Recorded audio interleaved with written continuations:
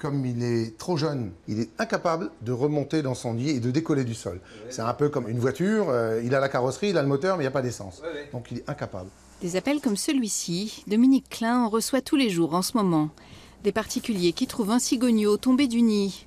Celui-ci qui a atterri dans une cour de Sarralbe a l'air adulte, mais c'est encore un jeune. Affamé, trop faible pour voler de ses propres ailes, c'est le 26e qu'il secourt cette année. Quand il tombe du nid, ils mettent les ailes ou ils mettent les pattes en avant pour freiner, pour atterrir.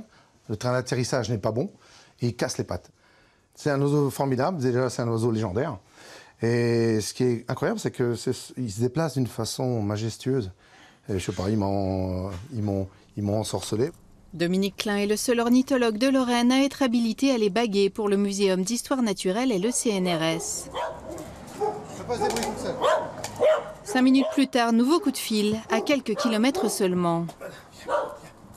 En 2016, les cigogneaux sont morts de faim parce qu'il a plu pendant tout le printemps. Les agriculteurs ont fauché très tard, au mois de juillet.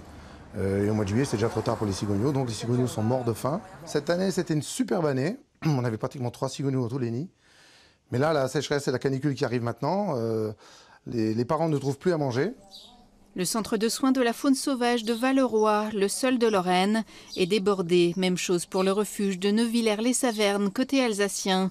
Et il n'y a pas que les cigognes qui souffrent de la chaleur. 1200 animaux accueillis ici ces 3 derniers mois. Que ce soit pour les rapaces, les cigognes, il y a un manque d'alimentation, mais aussi pour les petits oiseaux type martinet, hirondelle, qui se nourrissent d'insectes. Et il manque d'insectes aussi dans certains secteurs. Donc on a beaucoup d'animaux qui arrivent très très maigres. Le centre de sauvegarde de la faune lorraine a besoin de bénévoles. Il propose même de les héberger gratuitement en camping.